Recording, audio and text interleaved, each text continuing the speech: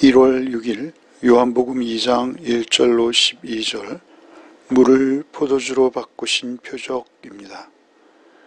요한복음에는 예수께서 행하신 표적 7개를 소개하고 있습니다.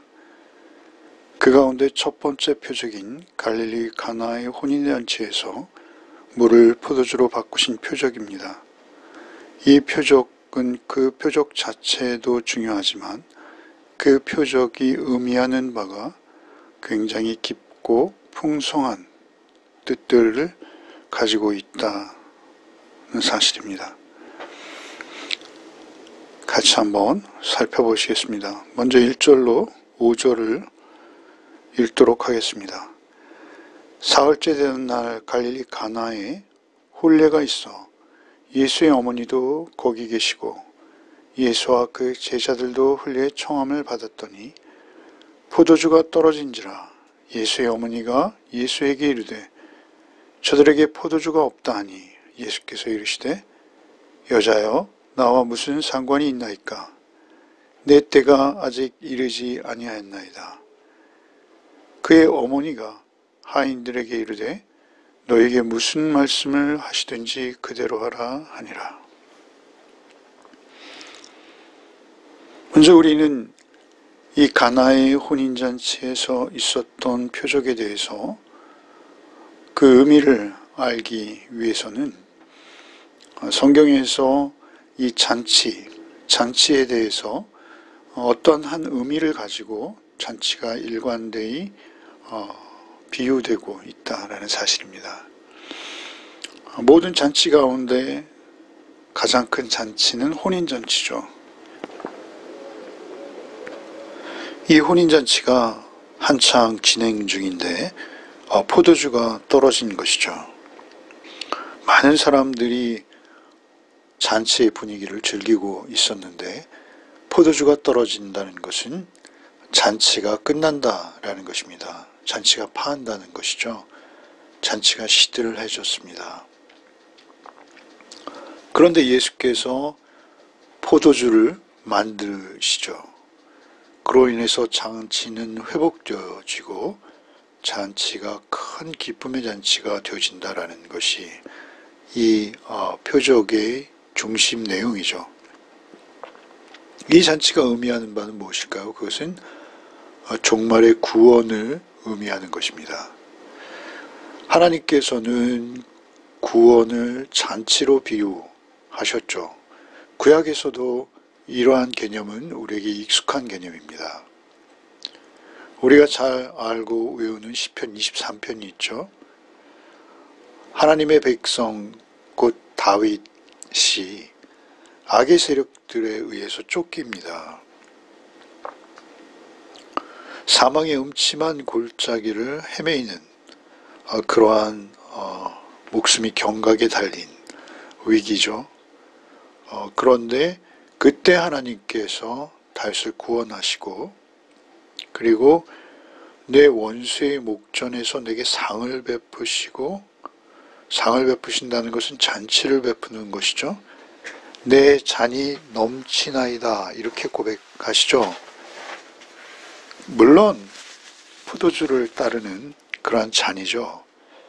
그 잔이 넘치도록 하나님께서 다윗에게 구원의 기쁨을 회복시키시는 것입니다. 원수의 손으로부터 구원해 주시고 큰 잔치를 배설해 주시는 것이죠. 이러한 모습들은 이사야서에도 있죠. 이사야서 25장 6절에 만군의 여호와께서 이 산에서 만민을 위하여 기름진 것과 오래 저장하였던 포도주로 연회를 베푸시니 곧 골수가 가득한 기름진 것과 오래 저장하였던 맑은 포도주로 하실 것이며 이러한 표현들이 등장하고 있죠. 역시 동일한 의미인 것이죠. 또한 이사야서 55장 1절로 2절 오라 너희 모든 목마른 자들아 물러나라 돈 없는 자도 오라 너희는 와서 사먹되 돈 없이 값없이 와서 포도주와 젖소사라 너희가 어찌하여 양식 아닌 것을 위하여 은을 달아주며 배부르게 하지 못할 것을 위하여 수고하느냐 내게 듣고 들을지어다 그리하면 너희가 좋은 것을 먹을 것이며 너희 자신이 기름진 것으로 즐거움을 얻으리라.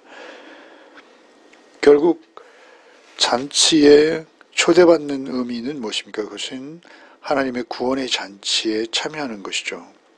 구약만이 아닙니다. 역시 예수께서도 이러한 잔치의 개념들을 많이 비유적으로 사용하시죠.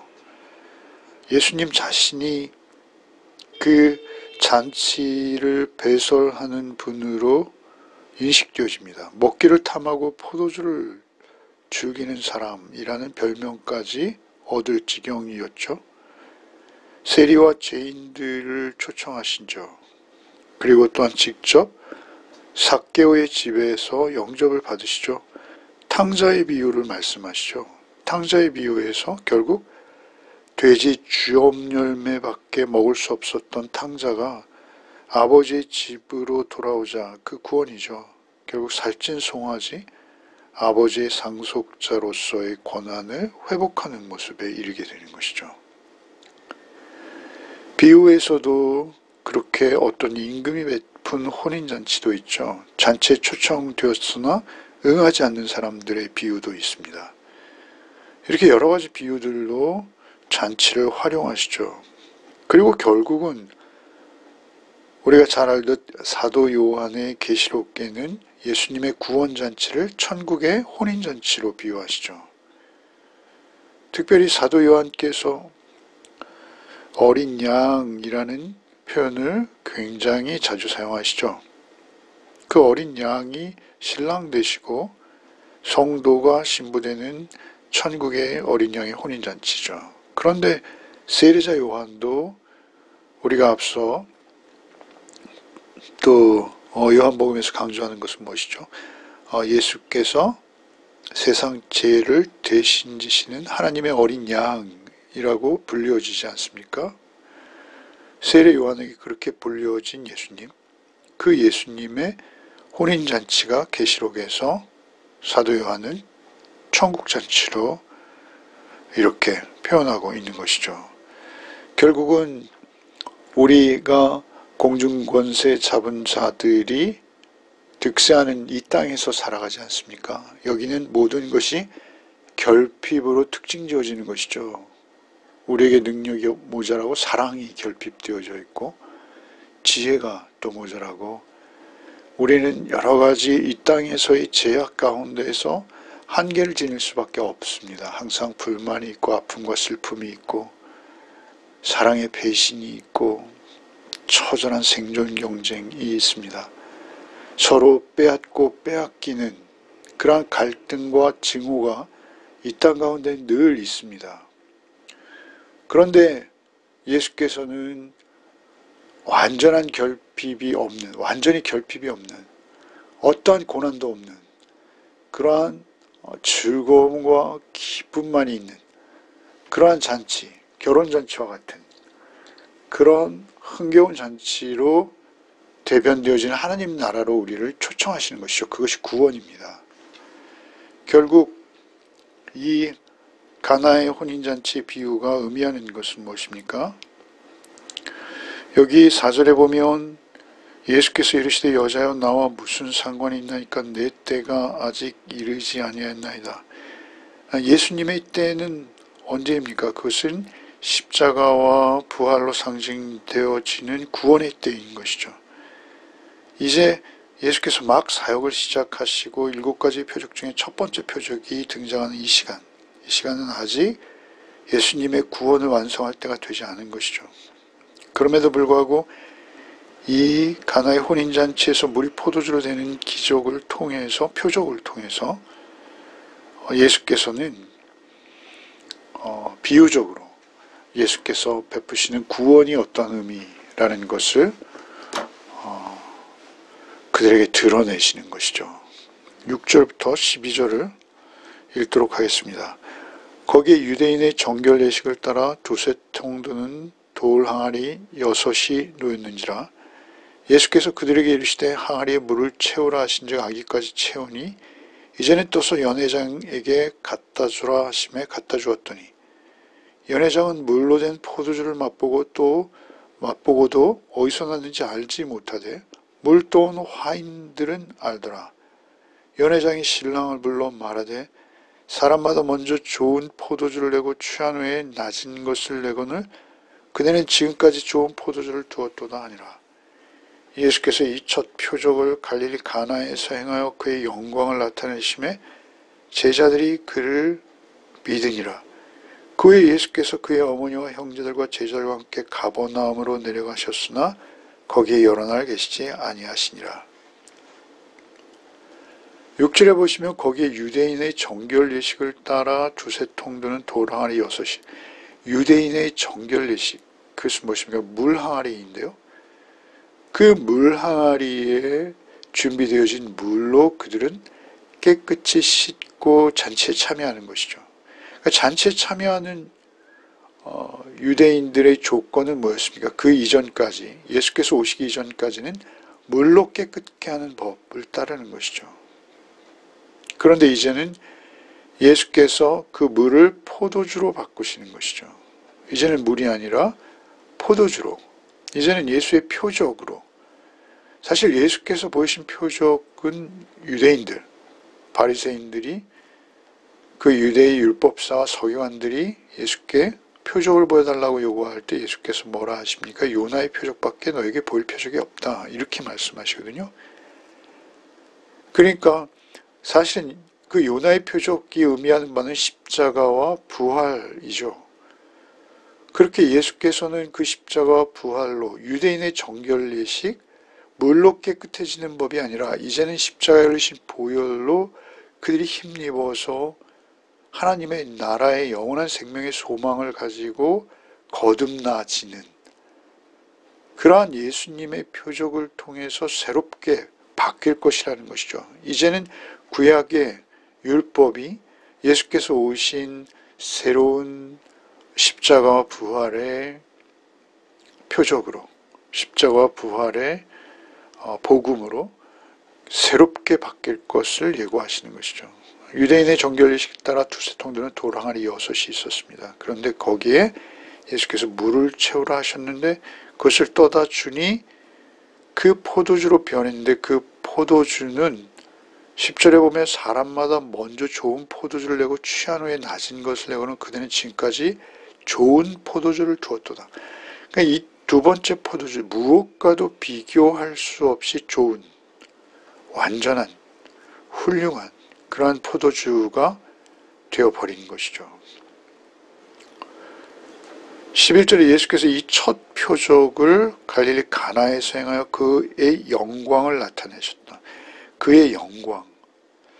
사실 예수께서 나타내실 영광, 하나님의 영광, 그리고 예수님 자신의 영광은 무엇입니까? 그것은 우리가 자주 살펴보았었습니다만 요한복음 12장의 십자가죠. 십자가를 지실 때 이제 내가 영광 받을 때가 왔노라 하시고 또 기도하시죠. 아버지 이제 영광 받으시옵소서.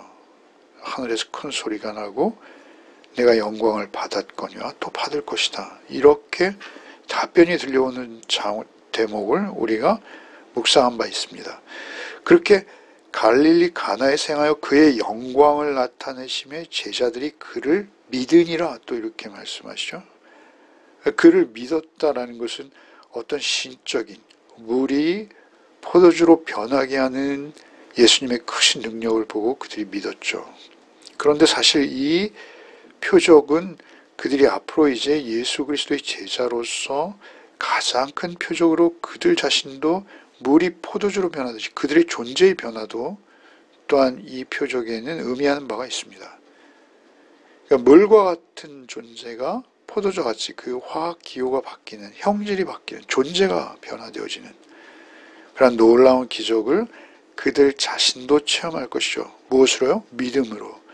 십자가와 부활을 믿음으로 그들의 존재도 신비한 변화를 경험하게 될 것입니다. 그러나 그 포도주로 변하는 그 가나의 혼인잔치의 표적을 통해서 예수께서는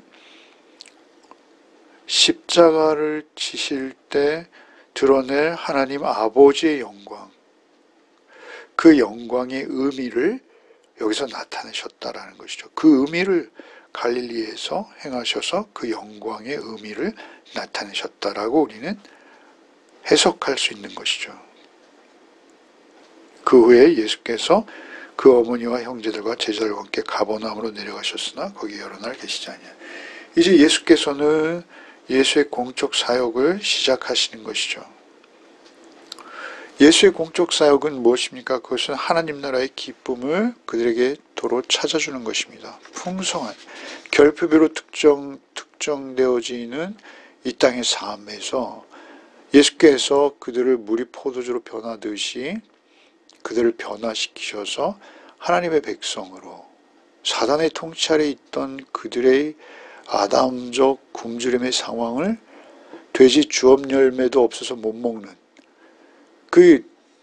그러한 자들을 하나님께서 구원하셔서 하나님의 구원의 자녀, 상속자로 회복시키시고 그들에게 살찐 송아지를 잡고 풍악을 울리며 잔치를 베풀어 주시는 그 하나님의 잔치, 그 흥겨운 잔치가 이제 예수 그리스도로 인해서 다시 회복되어지는, 다시 그 잔치가 이어져가는 그러한 표적을 통해서 이 표적이 상징하는 예수님의 구원을 우리는 읽을 수 있다라는 것이죠.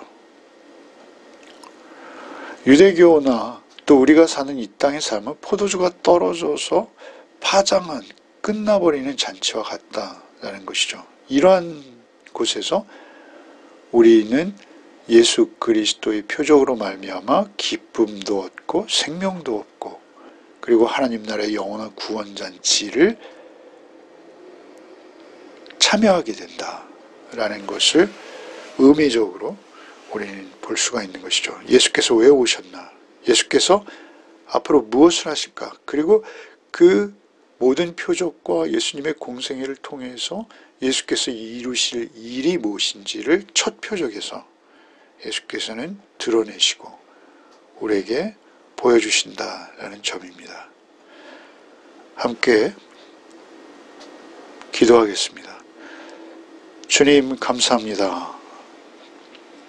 주께서 우리의 이 결핍의 삶 속에 찾아오셔서 참으로 이 결핍 가운데 홀로 두지 아니하시고 우리를 구원하셔서 하나님 나라의 그 풍요로움과 배부름과 만족과 행복으로 그 기쁨으로 우리를 새롭게 하신 은혜를 우리를 깨닫게 하시니 얼마나 감사한지요. 주께서 그 십자가와 부활의 표적으로 우리에게 사랑을 주시고 그 사랑을 증명해 주시고 성령님의 도우심으로 우리가 그 사랑을 믿음으로 우리의 삶 속에서도 그 구원하신 사랑을 느끼고 경험한 자로 살게 하시니 얼마나 감사한지요. 주님, 오늘 하루의 삶 속에서도 우리가 하나님 나라에 회복되어진 주의 백성으로서의 기쁨을 결코 놓치지 않고 빼앗기지 않고 주님 안에서 살아내는 또 하루가 되게 주옵소서. 우리 구주 예수 그리스도 이름 받들어 기도하옵나이다. 아멘.